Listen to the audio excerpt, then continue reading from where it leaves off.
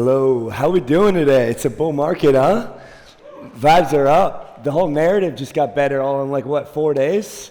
Whether you hate Trump, love Trump, don't really care about US politics, or you are a big fan, you gotta be happy about what's going on in the broader crypto space over the last week. But I think for this conversation, my goal is to kind of give a vision of where over the last 6 to 12 months, we've been working with a lot of these chain abstraction teams, account abstraction wallet.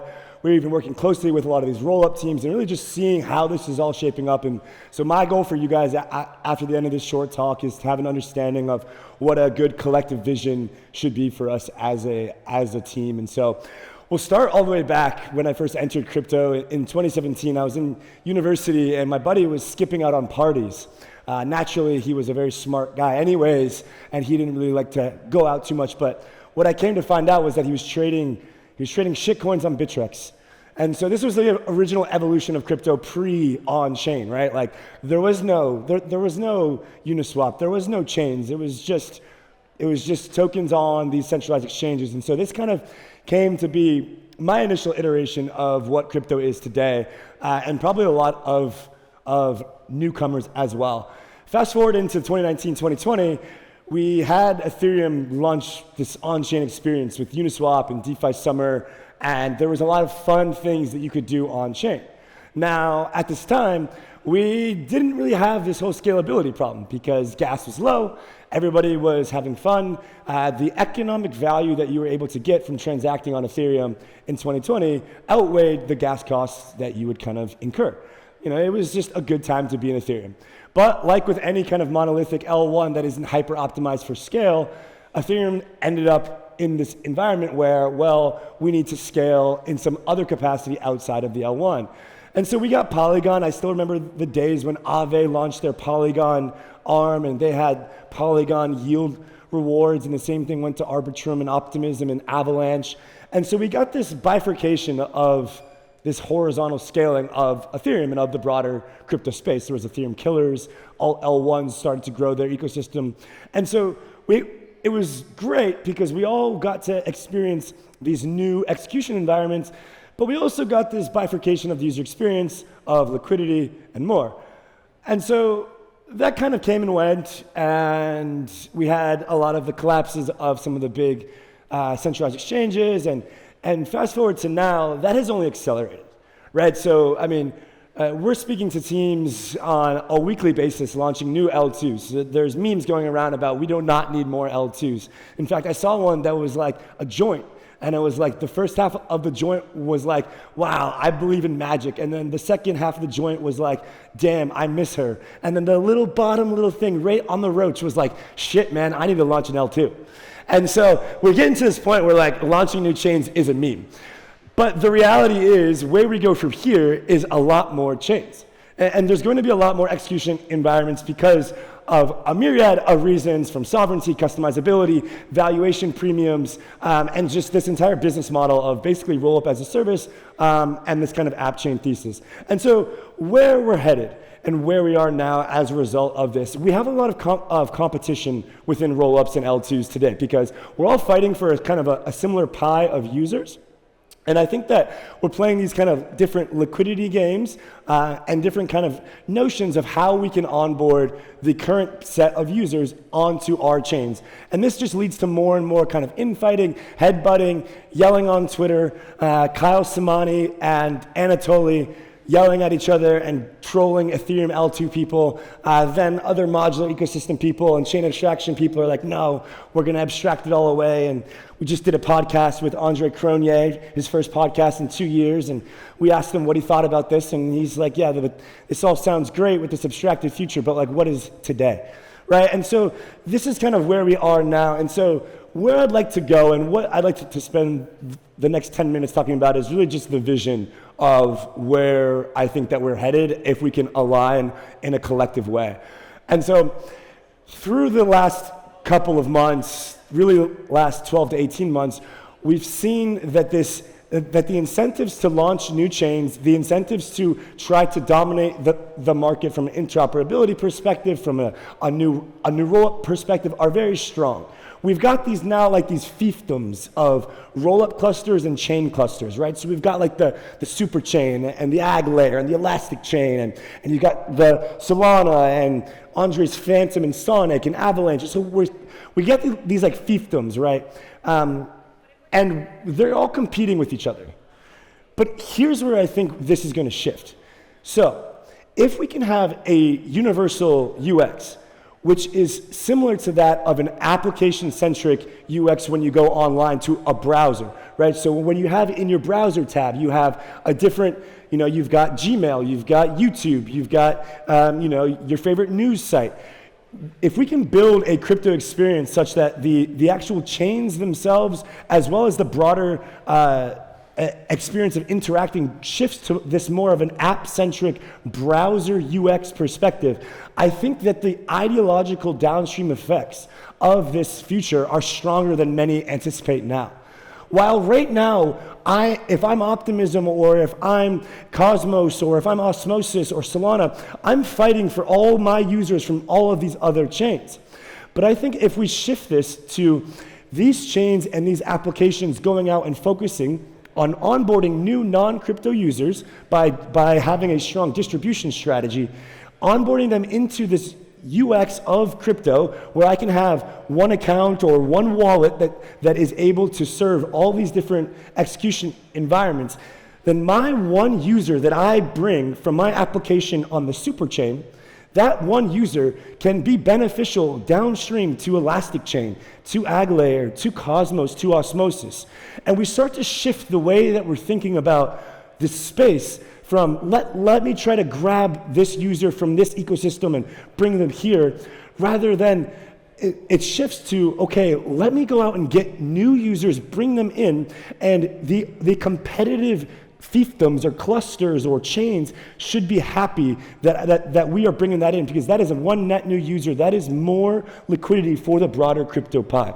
And so broadly, the point of this ideological shift that I wanted to make is because it far outweighs the technological breakthroughs of just a little bit faster interoperability or just a little bit better of a UX. I think we're getting very, very close to having an experience where we can have this wallet infrastructure. Rabby is even a good example for EVM, Phantom for multiple execution environments. If we can kind of get that a little bit better, we have the intent-based interop, we have the aggregation, we have shared sequencing coming online. The infrastructure is there. And so I believe that through this process of shifting the way that we think about how we onboard new users and bring them into the space is going to be a dramatic 0 to 1 for crypto as a whole. So what are the challenges to get there? I think the biggest one is incentives. So if I'm running my interoperability protocol, if I'm running my chain abstracted wallet protocol, or if I'm a shared sequencer, I've got to figure out how to build my tech in the most neutral way possible, such that it is not a massive win for one team if my tech is adopted. And these are called standards. And standards are still kind of a problem, because there's this meme where it's like, okay, we have 14 competing standards now. What should we do? We should add one more standard to make them all unified, right? And so this is kind of a bit of a meme, but one problem right now is the incentives. So building these technologies in a neutral capacity such that anybody can plug into your intent network, anybody can plug into your solver network, into your interoperability protocol, into your rollup cluster. We should be thinking about these things. It's actually quite funny, the parallel to kind of like side events, how we have all these different side events in crypto because everybody wants to own their niche and own their brand and have their messaging. And it reflects in the actual development of the infrastructure as well, where teams are fighting for BD and for different opportunities, which I think is very important.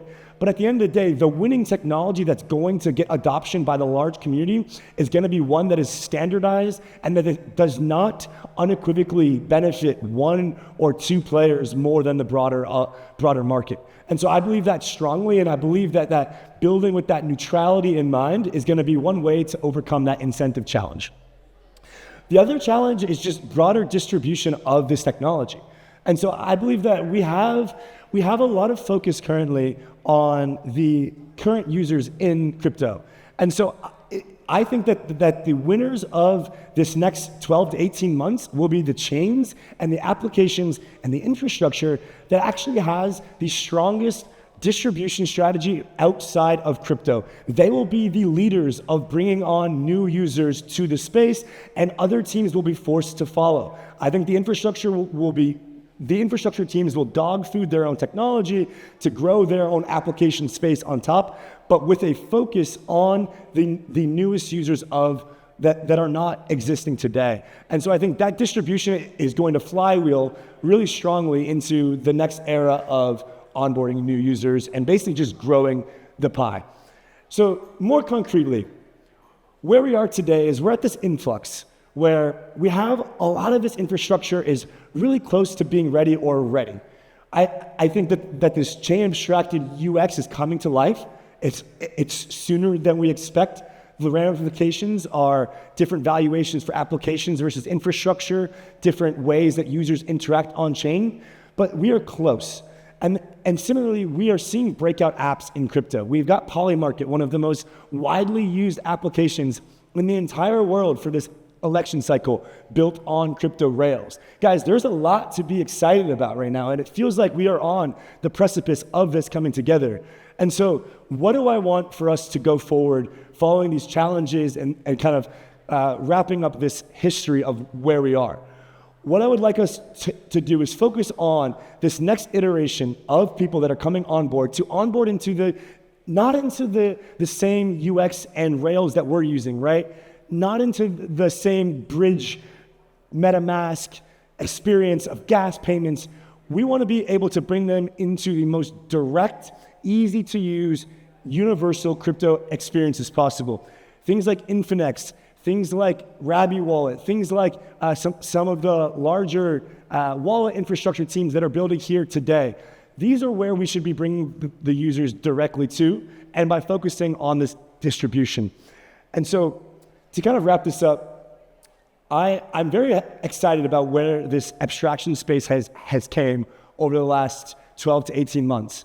And I generally believe in the next 6 months, this will be the time where we see this idea come to life. Chain abstraction and abstraction has lacked tangibility for the last year or so. It's been this idea that people are excited about, but it hasn't really came to fruition, partially because of the users not adopting new technology, but partially because of the infrastructure almost being ready to really come out.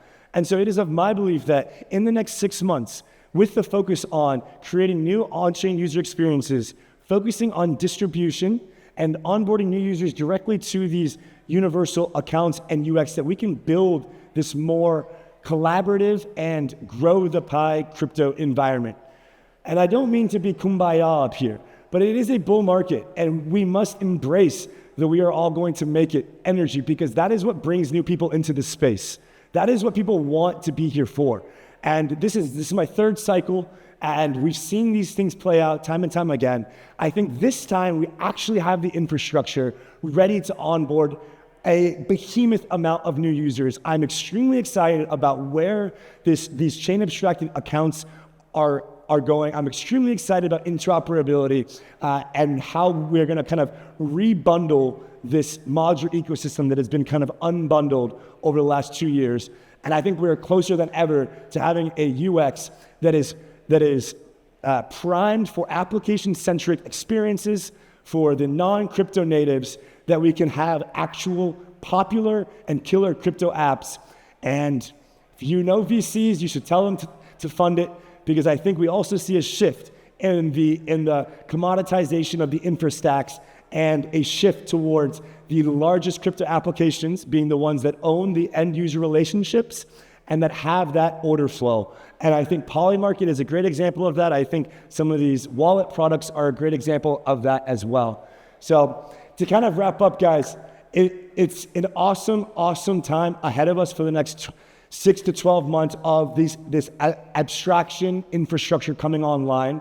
And it's up to us, those who have the MetaMask wallets, the Kepler wallets, the Rabbies, those who are using the bridges on chain, to actually go and make the switch, make the change to the new wallet infrastructure, provide feedback, get into those trenches. Don't be stuck in the same old UX that we've had, because there's a lot of better options now and coming. And so my call to action for you guys is, as these abstraction wallet UXs come online, Particle, One Balance, Orb, and many others, go out there and download it and try it and feel what it's like and figure out, is that where you can onboard somebody new to the space? And if that is, then I think we will be equally bullish on where we are headed as an abstraction ecosystem. So thank you so much for listening, and I hope we have a great day today.